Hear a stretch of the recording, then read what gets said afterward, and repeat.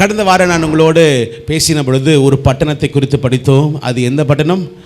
ஆயி என்கிற ஒரு பட்டணத்தை குறித்து நாம் படித்தோம்.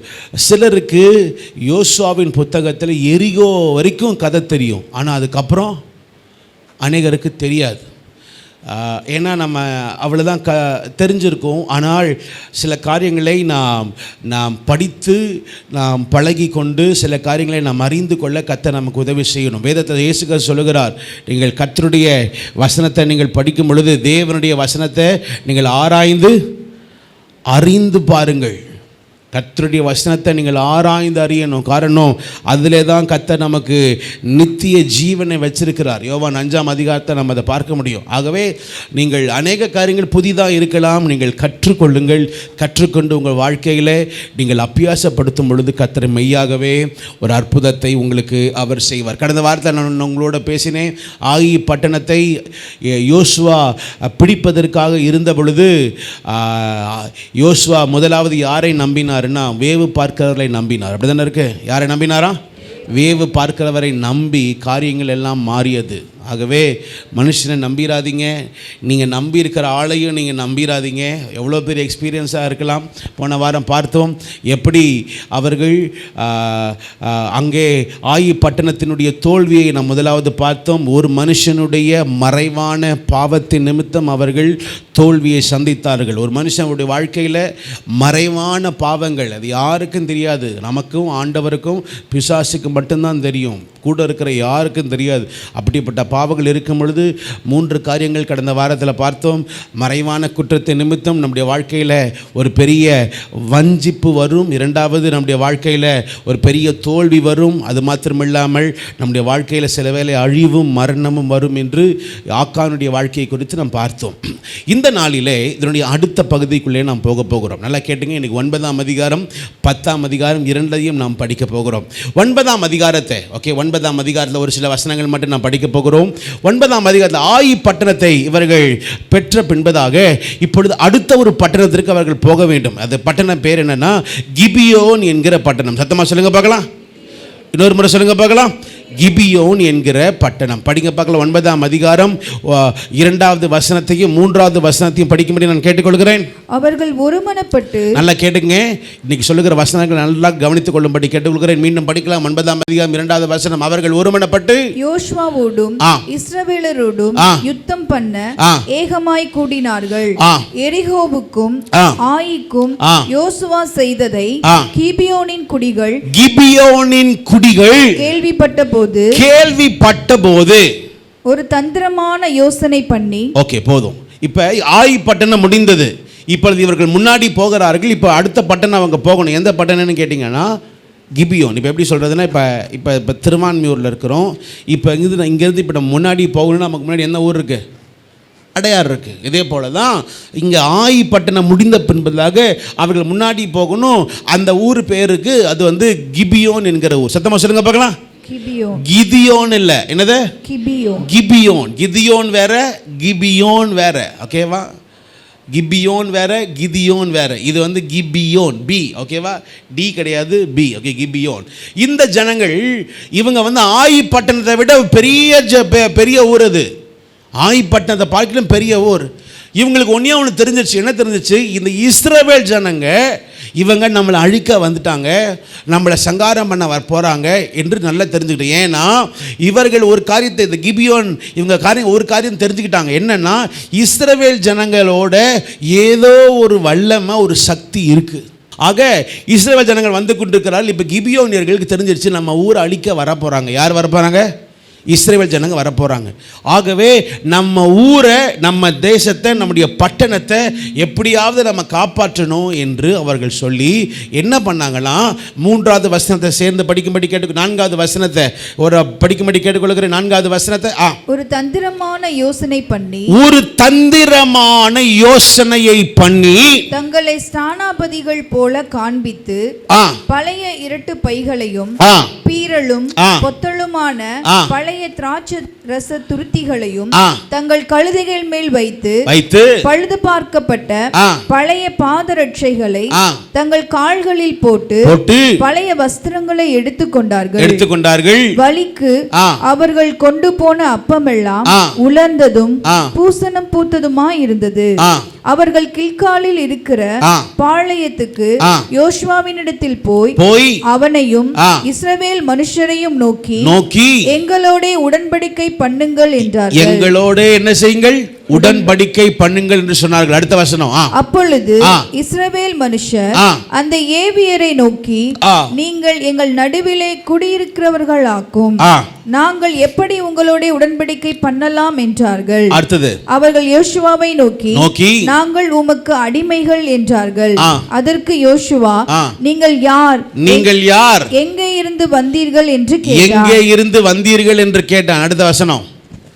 அதற்கு அவர்கள், உம்முடைய தேவனாகிய கர்த்தருடைய நாமத்தின் பிரஸ்தாபத்தை கேட்டு உமது அடியாராகிய நாங்கள் வெகு தூர தேசத்திலிருந்து வந்திருக்கிறோம்.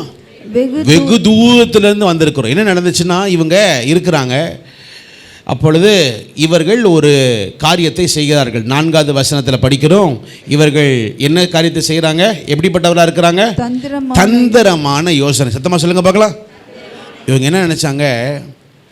இந்த ஆட்கள், இந்த இஸ்ரவேல் ஜனங்கள் நம்மளை அழிச்சிருவாங்க, அதனால் நம்ம என்ன பண்ணணும்? ஒரு தந்திரமான ஒரு யோசனை பண்ணணும்னு சொல்லி, பக்கத்து ஊரில் இருக்கிறவங்க தான், ஆனால் தங்களை வேஷத்தை மாற்றி, ட்ரெஸ்ஸை மாற்றி, என்னமோ ரொம்ப தூரத்திலிருந்து வர்ற மாதிரி காமிச்சு தந்திரமாக இஸ்ரவேல் ஜனங்களிடத்தில் அவர்கள் வஞ்சகமாய் பண்ணுகிறார்கள். இன்றைக்கி காலையில் ஒரு சில காரியங்கள் சொல்லும்படி விரும்புகிறேன். உங்கள் வாழ்க்கையும் என்னுடைய வாழ்க்கையும், இந்த சபையின் காரியத்தையும், கர்த்தருடைய பிள்ளைகளுடைய வாழ்க்கையிலும் சரி, ஒரு கூட்டத்தார் இன்னும் சுற்றி கொண்டிருக்கிறார்கள். எந்த கூட்டத்தார் தெரியுமா? எப்படி ஆகிலும் கர்த்தருடைய பிள்ளைகளை வஞ்சித்து கர்த்தரை விட்டு விலகி கொண்டு போயிடணும்னு ஒரு கூட்டம் சுற்றி கொண்டே இருக்கிறது. அதை நீங்கள் மறந்துடாதீங்க.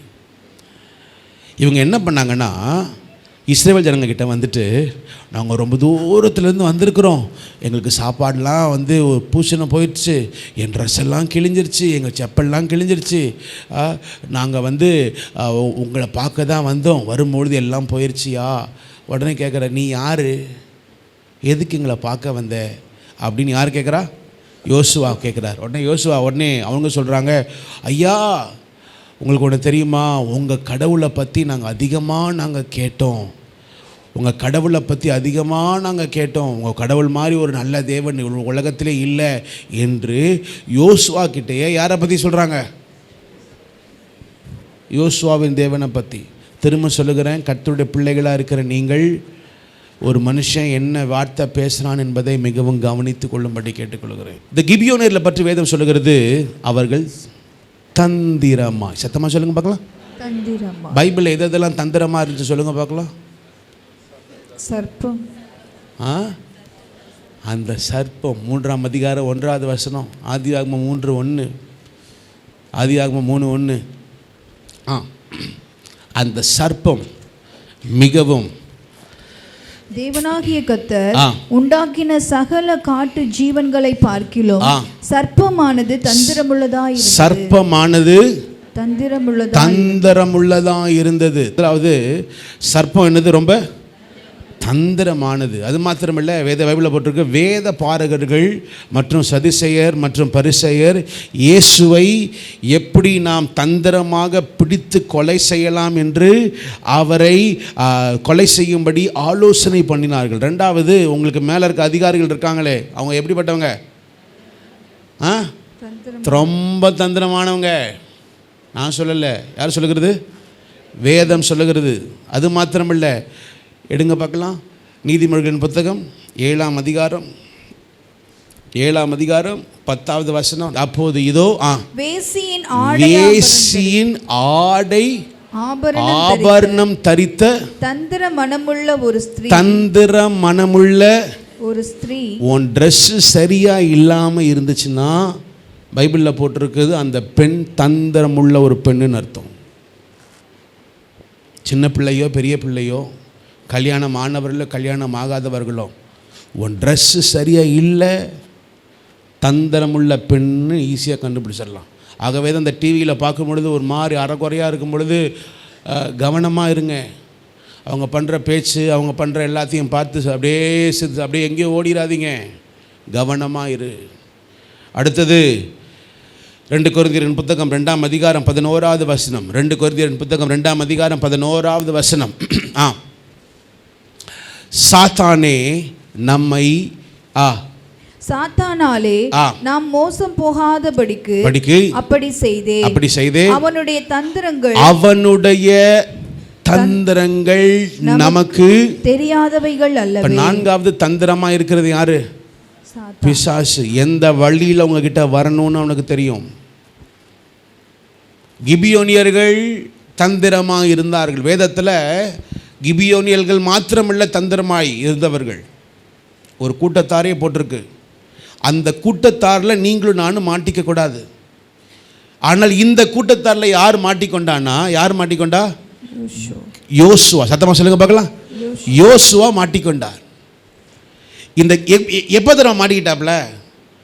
ட்ரெஸ்ஸு பார்க்குறப்ப இதெல்லாம் ஓரளவு இருந்தாலும் என்னைக்கு அந்த ஒரு வார்த்தை படிக்கிறீங்களா? அந்த 6ஆம் அதிகாரத்தில் அந்த ஒரு வார்த்தை, சார் 6ஆம் அதிகாரம் இல்லை, 9ஆம் அதிகாரத்தில் படிங்க பார்க்கலாம். 9வது வசனத்தை படிங்க பார்க்கலாம்.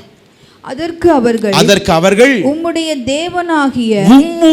தேவனாகிய கர்த்தருடைய நாமத்தின் பிரஸ்தாபத்தை உங்க தேவனுடைய நாமத்தை பிரஸ்தாபத்தை கேட்டு உமது அடியாராகிய நாங்கள் வெகு தூர தேசத்திலிருந்து வந்தோம். அவருடைய கீர்த்தியையும் தேவனுடைய கீர்த்தியையும் அவர் எகிப்திலே செய்த யாவையும் அவர் எஸ்போனின் ராஜாவாகிய சீகோனும் அஸ்தரோத்தில் இருந்த பாசானின் ராஜாவாகிய ஓகும் என்கிற யோர்தானுக்கு அப்புறத்தில் இருந்த எமோரியனின் 2 ராஜாக்களுக்கும் செய்த யாவையும் கேள்விப்பட்டோம். ஆகையால் எங்கள் மூப்பரும். அப்ப புரிஞ்சுக்கங்க, எந்த இஸ்ரவேல் ஜனங்களுக்கே மறந்துட்டாங்க. ஆனா யாரு சொல்றாங்க? அத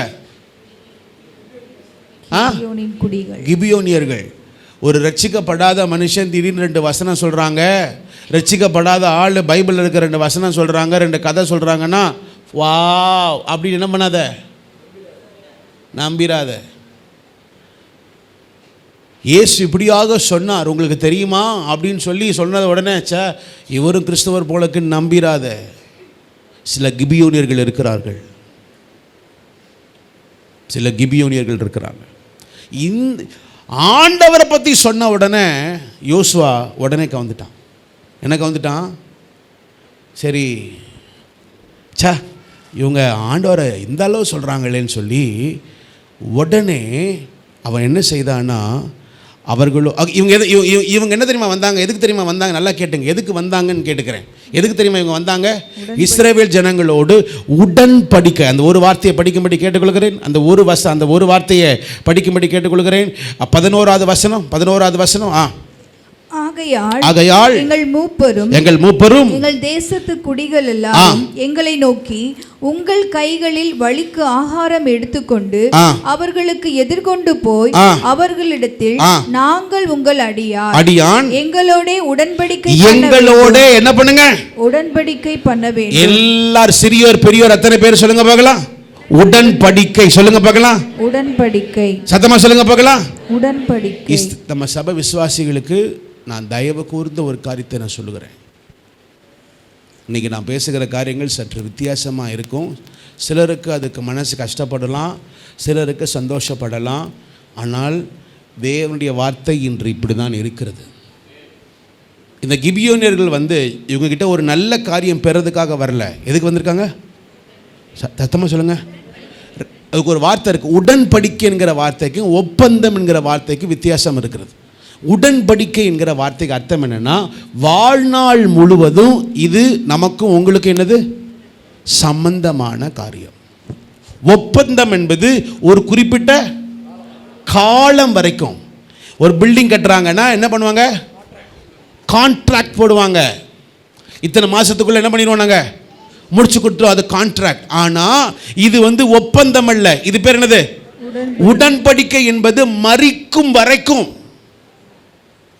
2 பேர்ல ஒரு ஆளு மரிக்கும் வரைக்கும். நல்லா புரிஞ்சு. கிபியோனியர்கள் ஒரு காரியத்தில் ரொம்ப ஸ்ட்ராங்கா இருந்தாங்க. என்னன்னா, இஸ்ரவேல் ஜனங்களோட ஒரு நல்ல உறவு இல்லாம கேட்கல. அவங்க என்ன கேட்டாங்க? சத்தமா சொல்லுங்க.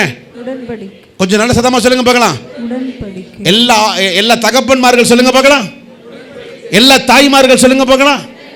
உங்களுக்கு ஒன்று தெரியுமா? உடன்படிக்கை ரொம்பவும் கவனத்திற்குரியது. பிசாசு எப்படி கிபியோன் எப்படி வஞ்சித்து இஸ்ரவேல் ஜனங்களை யாரோடனா தங்களோட கர்த்தருக்கு பிரியமில்லாத காரியத்தோட உடன்படிக்கை. இன்னைக்கு திரும்ப சொல்லுகிறேன், ஒரு 4-5 காரியங்கள் சபை விசுவாசிகள் நீங்கள் உடன்படிக்கை பண்ணக்கூடாது. பிசாசு உங்களை உடன்படிக்கை பண்ணுவதற்கு அவன் தள்ளுவான். உங்கள் வீட்டில் இருக்கிறனாலும் சரி, வெளியே இருந்தாலும் சரி, எந்த இடத்துக்கு போனாலும் சரி, உடன்படிக்கை பண்ணுவதற்கு பிசாசு உங்களை தள்ளுவான், வஞ்சிப்பான். அதை காட்டி இதை காட்டி வஞ்சிப்பான்.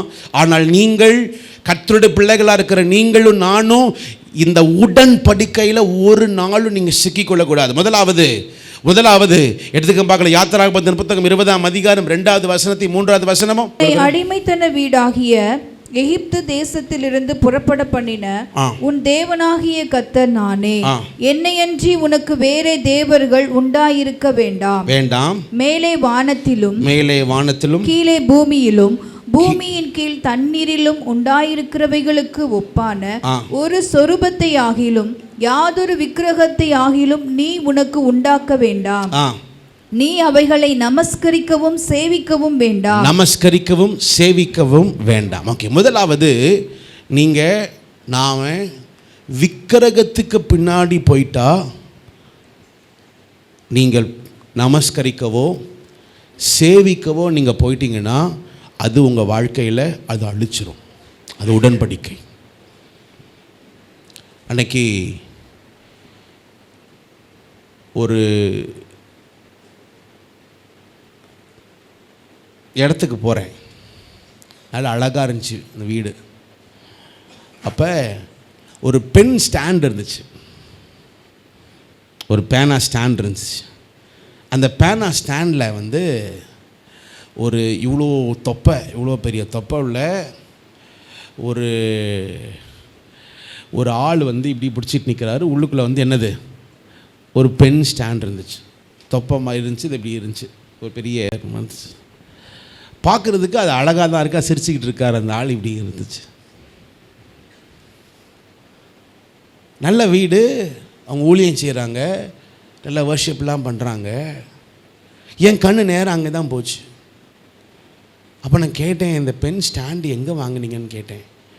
இல்லை பாஸ்டர், நான் ஒரு கேம் விளையாண்டப்போ எனக்கு கிஃப்டாக வந்துச்சு, பார்க்க அழகாக இருந்துச்சு, நான் வீட்டில் வச்சேன் பாஸ்டர்னு. இப்போ நான் சொன்னேன், அது என்ன தெரியுமா உங்களுக்கு? அந்த உருவம் என்ன தெரியுமா உங்களுக்கு? என்னது பாஸ்டர்? அது புத்தாவுடைய ஃபோட்டோ தெரியுமா உங்களுக்கு? உங்களுக்கு பார்க்குறதுக்கு எப்படி இருக்குது? அது அழகாக இருக்குது. அதை யூஸ் பண்ணுற விக்கிரகம். அன்னையருடைய குடும்பத்துக்குள்ளே ஏன் நல்ல காரியங்கள் நடக்காமல் இருக்குன்னா, அவங்க வீட்டுக்குள்ளே ஏதாவது இந்த மாதிரி ஒரு காரியம் இருக்கும். கர்த்தர் இறங்குவதற்கு அது தடையாக இருக்கும். முதலாவது, விக்கிரகத்தின் காரியத்திற்குள்ளே நாம் உடன்படிக்கை செய்யக்கூடாது. இரண்டாவது, 17ஆம் அதிகாரம் லேவியராமத்தின் புத்தகம் 17ஆம் அதிகாரம் 2வது வசனம் 3வது வசனம். லேவியராமத்தின் புத்தகம் 17ஆம் அதிகாரம் 2வது வசனம் 3வது வசனம். நீ ஆரோனோடும் அவன் குமாரரோடும் இஸ்ரவேல் புத்திரர் அனைவரோடும் சொல்ல வேண்டியதாவது, கர்த்தர் கட்டளையிடுகிறது என்னவென்றால் இஸ்ரவேல் குடும்பத்தாரில் எவனாகிலும் மாட்டையாவது செம்மறி ஆட்டையாவது வெள்ளாட்டையாவது ஆசரிப்பு கூடார வாசலாகிய கர்த்தருடைய வாசஸ்தலத்துக்கு முன்பாக முன்பாக கர்த்தருக்கு செலுத்தும்படி கொண்டு வராமல் பாளையத்துக்குள்ளே ஆகிலும் பாளையத்துக்கு புறம்பே ஆகிலும் அதை கொன்று அது அந்த மனிதனுக்கு இரத்த பலியாக எண்ணப்படும். அந்த மனிதன் இரத்தம் சிந்தினபடியால் இன்னொரு முறை சொல்ல, ரத்தம் சிந்தினபடியால் தன் ஜனத்தில் இராமல் அறுப்புண்டு போவான். இரண்டாவது, ரத்தம் சம்பந்தமான காரியத்தை உங்க கையிலையோ உன் ட்ரெஸ்ஸிலையோ எந்த ஒரு காரியத்திலையும் வைக்காத.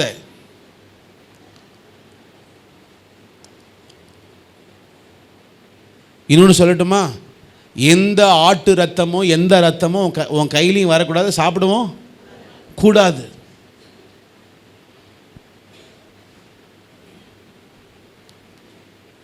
அன்னைக்கு ஒரு ஷூ பார்த்தேன், பிளட் ஷூ.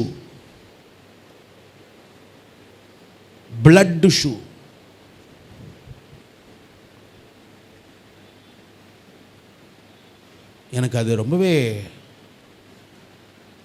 இதை பாருங்களேன், ஏதாவது ஒரு லவ் ஒரு ஃபெயிலியர் ஆயிடுச்சுன்னு வச்சுக்கங்களேன், உடனே என்ன பண்ணுவாங்க? என்ன வரும்? அப்படி செஞ்சாலே அது என்னது? வாக்குமத்தின் புத்தகம் 18ஆம் அதிகாரம் 10வது வசனம் 12வது வசனம் 10 12. தன் மகளையாவது தீக்கடக்க பண்ணுகிறவனும் குறி சொல்லுகிறவனும் நாள் பார்க்கிறவனும் அஞ்சனம் பார்க்கிறவனும் சூனியக்காரனும் மந்திரவாதியும் சன்னதக்காரனும் மாயவித்தைக்காரனும் செத்தவர்களிடத்தில் குறி கேட்கிறவனும் உங்களுக்குள்ளே இருக்க வேண்டாம். நான்காவது, நீ இவன் வாழ்க்கையை பற்றி எந்த மனுஷங்கிட்டையோ எந்த காரியத்துக்கிட்டையோ போய் என்ன பண்ணக்கூடாது? கேட்டக்கூடாது. இந்த பீச்சுக்கு போகிறீங்க, கையில் ஒரு பொட்டு போய் இப்போ வச்சுக்கிட்டு கையில் என்னது? நல்ல காலம் பறக்குது, முன்னாடிலாம் இல்லை, குட்டு குட்டு குட்டு குட்டு குட்டு குட்டு குட்டு குட்டு குட்டு.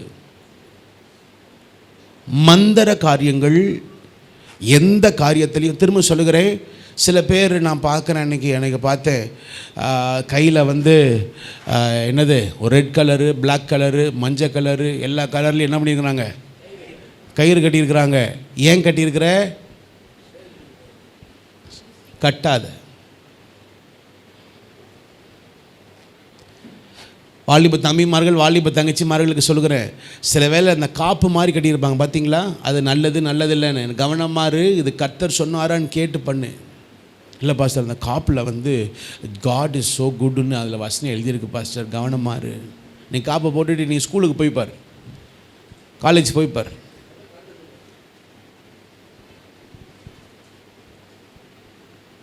தேவனுக்கு பிரியமில்லாத காரியத்தை என்ன பண்ணிடாதீங்க, செஞ்சிடாதீங்க. நான்காவது முக்கியமானது 2 கொரிந்தியர் புத்தகம் 6ஆம் அதிகாரம் 14வது வசனம். 2 கொரிந்தியர் புத்தகம் 6ஆம் அதிகாரம் 14வது வசனம். அந்நிய நுகத்திலே அவிசுவாசிகளுடன் பிணைக்கப்படாமல் இருப்பீர்களாக. திருமணமாக போகிற தம்பிமார்கள் தங்கச்சிமார்கள், ரட்சிக்கப்படாத ஆளோட நீ திருமணம் பண்ணுவது என்பது அது தவறானது. இல்லை பாஸ்டர், கல்யாணம் பண்ண பிறகு நான் என்ன பண்ணுறேன்? நான் ரட்சிக்கப்பட வச்சிடுறேன், கல்யாணம் பண்ண. நீ முதல்ல கல்யாணத்துக்கு முன்னாடி பண்ணு, அப்புறமேட்டு பார்த்துக்கலாம். இல்லை அப்படின்னா ஒத்துக்க மாட்டுறாங்க, அவங்க வீட்டில் ஒத்துக்க மாட்டுறாங்க. அப்படிப்பட்ட ஆளோட போயிடாத. சாலமோனுடைய வாழ்க்கை வீணாக போனதுக்கு காரணம் என்ன தெரியுமா? அவன் திருமணம் பண்ண பெண்கள். அந்த பெண் அழகாக இருக்கலாம், அந்த குடும்பத்தில் அழகாக இருக்கலாம், ரொம்ப கவனமாக இரு. கல்யாணமாக ஒரு ரெண்டு பேர் நாங்கள் 2 பேர் விரும்புகிறோம் பாஸ்டர், எங்களுக்கு கல்யாண காரியங்கள் பொறுத்துரு. நான்காவது, அந்நிய நுகத்தோடு என்ன பண்ணாத. கடைசியாய் எபிரேயரின் புத்தகம் 13ஆம் அதிகாரம் 4வது வசனம். விவாகம் யாவருக்குள்ளும் கனமுள்ளதாயும் விவாக மஞ்சம் அசுசிப்படாததாயும் இருப்பதாக. அசுசிப்படாமல் இருப்பதாக. அப்புறம் வேசிக்கல்லரையும் விபச்சாரக்காரரையும் தேவன் நியாயம் தீர்ப்பார். ஒரு ஆள் கல்யாணம் ஆயிருச்சா, மனைவி பிள்ளைகள், மனைவி இதுதான் மனைவி இதுதான் புருஷன்னு இருக்கா, மனைவியை தவிர்த்து வேற எந்த ஸ்திரீயோட நீ உறவு வைத்து கொள்ளக்கூடாது. புருஷனை தவிர்த்து வேற யாரோட உறவு வைத்து கொள்ளக்கூடாது. அப்படி செய்தால் கர்த்தருடைய பார்வையில் நீ கர்த்தரோடு செய்த உடன்படிக்கையை நீ ரத்து பண்ணி போடுங்க அந்த வசனத்தை போடுங்க. பைபிளில் போட்டிருக்கு, ஒருவேளை புருஷனும் மனைவியும் தங்களுடைய ஒப்பந்தத்தில் தங்களுடைய உடன்படிக்கையை மீறி செய்தார்கள், வேதம் சொல்லுகிறது தேவன் அவர்களை என்ன பண்ணுவாரா? நியாயம் தீர்ப்பார். இது காலங்காலமாய் நடக்கிற காரியங்கள், காலங்காலமாய் நடக்கிற காரியங்கள். ஆகவே தான் சொல்கிறேன், சபை விசுவாசிகள் நீங்கள் ரொம்ப கவனமாய். கிபியோனியர்கள் வஞ்சிக்கிறவர்கள், எப்படா வஞ்சிக்கலாம்? உங்களுக்கு கொஞ்சம் தெரியுமா பிசாசு எவனை வஞ்சிக்கலாம் என்று? முதலாவது எப்படி வரானா? கெட்சிக்கிற சிங்கம். சிங்கம் எப்பவுமே எப்படி வரும்? The king of the jungle யாரு? அப்படி ஜாட் புட் கடாக் புடாக் தான் வரும். அப்படியே பார்த்துட்டு பிரமிச்சு போயிடு, வா அப்படின்னு சொல்லிடாத. சீக்கிரம் அந்த பையன் அந்த பொண்ணு உங்கள் ரோல் மாடல் யார் அப்படின்னு கேட்டால் யார் சொல்லணும்? இல்லைன்னா உங்கள் அப்பா அம்மாவை சொல்லு. உங்கள் அப்பா அம்மா இல்லாமல் வேறு யாராவது ஒரு ஆள் ரோல் மாடலாக இருந்தாங்கன்னா அது ரோல் இல்லை, ஒன்று ரோல் அடிக்கிற மாடலாக ஆக போகுது. இல்லை எனக்கு அவர் ரொம்ப பிடிச்சிருக்கு, இவங்க எந்த ரோல் மாடலும் நமக்கு வேணாம், கெட்சிக்கிற சிங்கம் போல். ரெண்டாவது பைபிளில் போட்டிருக்கு, அவன் ஒளியின் தூதனுடைய சத்தமாக ஒளியின் தூதனுடைய வேஷத்தை தரித்தவனா. எப்படின்னு அர்த்தம் என்ன? பார்க்கறதுக்கு அப்படியே மின்னல் போல் இருக்கும், ஜில் ஜில் ஜில் பில் பில் பில்னு இருக்கும். பார்த்து ஒளியின் தூதனுடைய வேஷத்தை தரித்து வருகிறான். எச்சரிக்கையாயிரு, கவனமாயிரு. அது மாத்திரமில்லை, 12 சீஷர்களை ஒரு சீஷன், அவனுடைய பெயர் யூதாஸ். பைபிளில் போட்டிருக்கு, அவனுக்குள் யார் புகுந்தா? சத்தமாக சொல்லுங்க, பிசாசு புகுந்தான். ஆனால் ஒன்று, இதெல்லாம் ஏன் தெரியுமா நடந்துச்சு? ஒரே ஒரு காரணம். ஏன் தெரியுமா இஸ்ரவேல் ஜனங்களுக்கு நடந்துச்சு? 10வது அதிகாரம், அதில் ஒரே ஒரு வார்த்தை படிக்கலாமா? 14வது வருஷத்தை படிங்க பார்க்கலாம். இப்படி கர்த்தர் 9ஆம் அதிகாரம் 14. அப்பொழுது இஸ்ரவேலர்கள் கர்த்தருடைய வாக்கை கேளாமல். நிறைய பேர் தான் பார்வையில் பார்த்து எடுக்கிறீங்க, கர்த்தருடைய வாக்கை கேளாமல். ஐயோ சூப்பராக இருக்குன்னு எடுத்துறாத. நான் இப்போலாம் உண்மையிலே சொல்கிறேன், ஒரு காரியம் செய்கிறதுக்கு நான் 1000 முறை யோசித்து செய்கிறேன். ஒரு காரியம் பேசுகிறதுக்கு முன்னாடி 1000 முறை யோசித்து பேசுகிறேன். கடந்த சில மரணங்கள் என்னை ரொம்ப யோசிக்க வைத்தது, ரொம்ப யோசிக்க வச்சிச்சு. பார்க்கறதுக்கு நன்மை மாதிரி இருக்குது, ஆனால் அந்த காரியத்தில் போய் அது மரணமாய் முடிந்தது. ஒருவரும் வெளியே வர முடியல.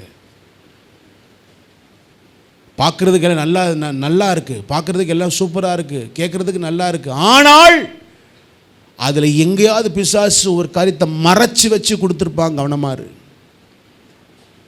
அது ரொம்ப கவனமாய் தேவ சமூகத்தில் கேட்டு என்ன பண்ணுங்க, நீங்கள் செய்க. இல்லைனா எதை செய்தோமோ அதே நமக்கு மீண்டும் அது சாபமாய் வரும்.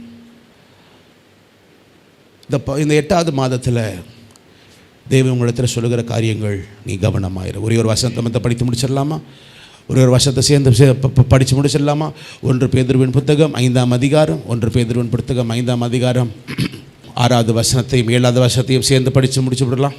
ஆகையால் ஏற்ற காலத்தில் தேவன் உங்களை உயர்த்தும்படிக்கு அவருடைய பலத்த கைக்குள் அடங்கி இருங்கள். அவர் உங்களை விசாரிக்கிறவரானபடியால் உங்கள் கவலைகளை எல்லாம் அவர் மேல் வைத்து விடுங்கள். அடுத்த வசனம் தான் போட்டிருக்கு, படிங்க பார்க்கலாம். தெளிந்த புத்தியுள்ளவர்களாய் இருங்கள், விழித்திருங்கள். ஏனெனில் உங்கள் எதிராளியாகிய பிசாசானவன் கெர்ச்சிக்கிற சிங்கம் போல் எவனை விழுங்கலாமோ என்று வகை தேடி சுற்றி திரிகிறார். ஆண்டவர் சொல்கிறார், உன்னை சுற்றி திரியறதற்கு முன்பதாக அவருடைய பலத்த கரத்துக்குள் நீ வந்துவிடு, அவர் உன்னை உயர்த்துவார். கையை உயர்த்தி ஆமென் சொல்லுங்க பார்க்கலாம். சத்தமா சொல்லுங்க பார்க்கலாம். ஆமென்.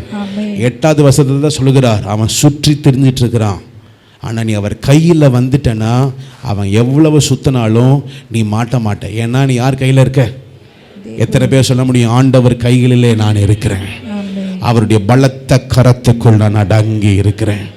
யோசுவா தவறு பண்ணிட்டார்.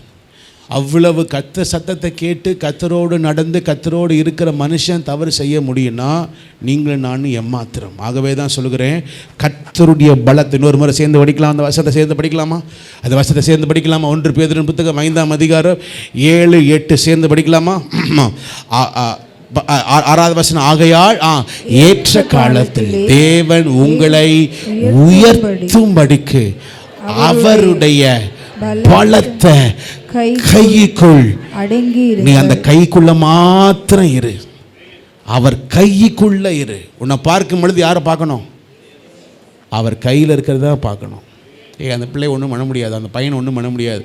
அவன் கர்த்தருடைய கையில் இருக்கிறான். அடங்கி இரு, அவர் உன்னை விசாரிப்பார், அவர் உன் காரியத்தை நடத்துவார், அவர் உன்னை உயர்த்துவார். கையிலிருந்து மாத்திரம் வெளியே போயிடாத, உன்னை கெர்ச்சிக்கிற சிங்கம் ஒன்று இருக்கிறது. ஒரு கிபியோனியர்கள் யார் உங்களிடத்தில் பேசினாலும் கொஞ்சம் கவனமாக இருங்க. அப்படியே சூப்பராக பேசுகிறாங்கன்னு கேட்டுட்டு போயிடாதீங்க. எனக்கு தெரியும், இனி வருகிற நாட்கள் நீங்கள் தெளிந்த புத்தி உள்ளவர்களாக இருப்பீர்கள்.